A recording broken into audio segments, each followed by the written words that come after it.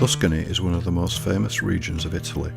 In this video we'll look at why and give 22 things to do there, from some of the most important sites to less well known aspects of the region. We'll start with the Arno River. This flows from east to west through the province, reaching the sea near Pisa. Notably, it flows through Florence in the east and is probably the most beautiful natural site in the city. Early in the morning it's at its best before the crowds arrive, and you can fully appreciate its beauty. One of the best ways to get around the region is by train. Parking is difficult in the cities and the trains are modern and not as busy as they once were. One train even had a cinema on board. Next station, Park and Ride and Bus Station. Pulling into Florence, I was excited to see the domes of famous churches close by. Exploring the streets is one of the joys of cities like Florence and Siena. Italians do architecture very well, and as you wander you come across lots of interesting sights and squares. Maybe you will come across some singing Italians, as they love to do.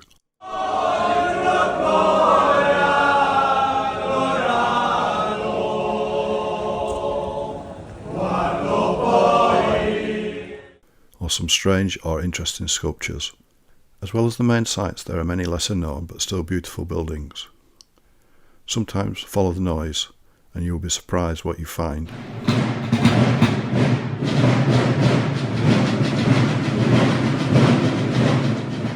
Of course, churches are often the most fantastic architecture in Italian cities.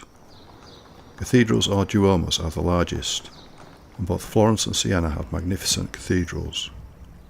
Florence's Duomo is one of the things about Florence I'll never forget. It's truly incredible from its many sides.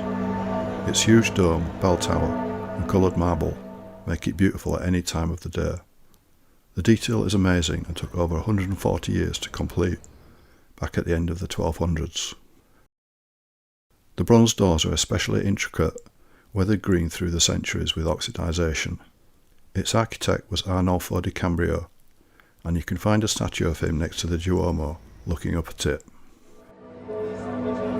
If you want to go inside the church, be prepared to queue, or you can climb the bell tower up its 414 steps. From the top there's an amazing view across the rest of the cathedral.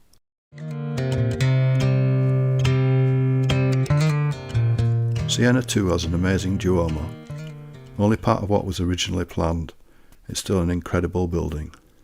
The theme here is stripes, with green marble stripes across the white of the rest of the walls. The facade is particularly beautiful with spires, gargoyles and sculptures, and a round window near the top. Inside too is also quite stunning. As you wander the Tuscan cities you come across many lesser churches, and many of these too are beautiful. The Basilica of Santa Maria Novella in Florence is one such example, with its mix of Renaissance and Gothic. Sometimes the outside of the church may be less ornate, but inside the church is quite beautiful and peaceful. For art too the region excels. The Uffizi is the best known gallery, but be prepared to queue. There are smaller exhibitions that are less busy. I found a photography exhibition in Siena that was good, so keep your eyes open. The Palazzo Vecchio is one of Florence's most impressive buildings. Used as a town hall, it has an almost fortress-like appearance. Around its base are many statues, some replicas but all telling a story. You can go into the ground floor of the palace for free, but pay to go further into the building. The Ponte Vecchio Bridge is the second thing I remember from my earliest trip to Florence. I'd never seen anything like this, and as you walked across, street sellers had their goods laid out on the floor of the bridge. Now there are fewer hawkers and more tourists, but from upstream or downstream the bridge is still beautiful. If you want to see the bridge without the tourists, get up early, and you may have the bridge to yourself. Past 9 AM it will be busy, and with so many people it gets difficult to take photos without crowds in them. But that in itself can be entertaining. Maybe you'll be accosted by an Italian pope.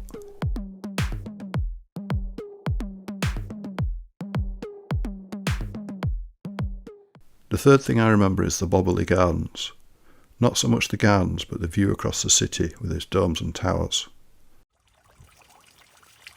The gardens too, though, are beautiful, with their many paths, statues and fountains. Moving to Siena, accessible by train or coach. As you enter the city, you may pass one of its 7 main gates. Impressive pieces of architecture. It's worth seeking out a few of them if you're in the city.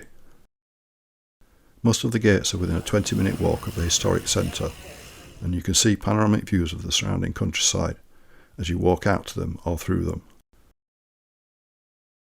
At the centre of Siena is the Piazza del Campo, a World Heritage Site. The piazza is in a shell-like shape, curving down to the amazing City Hall building, the Palazzo Pubblico. Above it is a 100-metre bell tower that tours on special occasions, and you can go inside for views of the courtyard and tower. Around the tower, swifts and swallows swoop and glide, often hundreds at any one time. The piazza holds the famous Palio di Siena bareback horse race twice a year. It's good to see the piazza at different times of the day, quietest in early morning. In the evening people sit on the ground and at the surrounding restaurants, relaxing, watching the sun go down.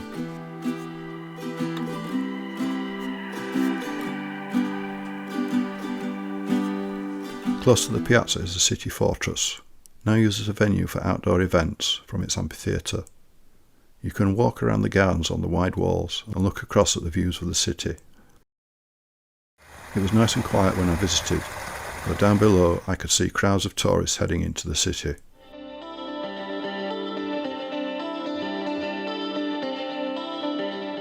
Siena, like Florence, has some good views across the city. It's built on a ridge with several spurs, and you can see across to other parts of the city from the spur you're on. There are many markets you can visit. In Siena there's a very large market around the base of the fort. It seems to cater to both locals and visitors.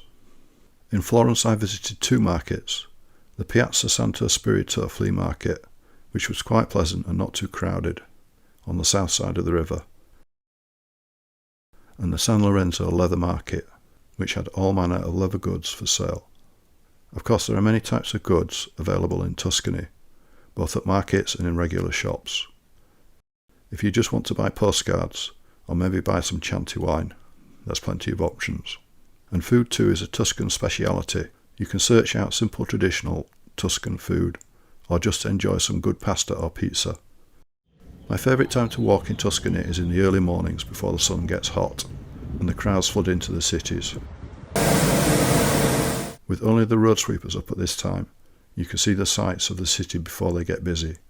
In the early hours only rowers will be on the Arno, enjoying the morning sunshine, and the side streets will often be empty, except for washing hanging from the windows.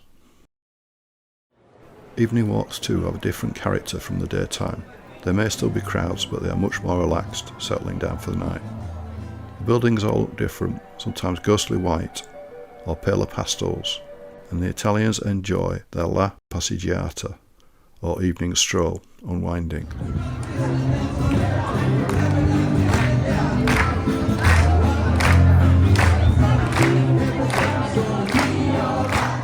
After you've spent a few days in the tourist centres of Tuscany, you might feel like getting off the beaten path.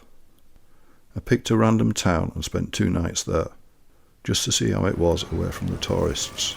No great sights, but still pleasant, and watched regular people go about their lives. With the countryside nearby, Tuscany started to feel quite different. This is where hiring a car might have worked well, in the smaller towns and green land between them. But for me, I took a bus trip, more challenging than catching a train, especially if you don't speak Italian. It was worth a little difficulty to get out into the country. The views were better than the train and slower, though a car or motorbike might have been even better. It gave me access to a museum out in the countryside, in my case in the town of Vinci, the birthplace of Leonardo da Vinci. The town was beautiful, surrounded by lovely countryside, and the museum was interesting, full of models of Leonardo da Vinci's designs. It didn't matter that I got on the wrong bus back, I ended up where I wanted to be eventually. Sometimes overlooked, Tuscany has a coastline too, and while it wasn't too beautiful, and the model of Italian beach clubs not appreciated by some people, it was interesting to see how Italy did beaches in this part of the country. different architecture for sure, and a pleasant meal at a beach club escaping the heat of the day.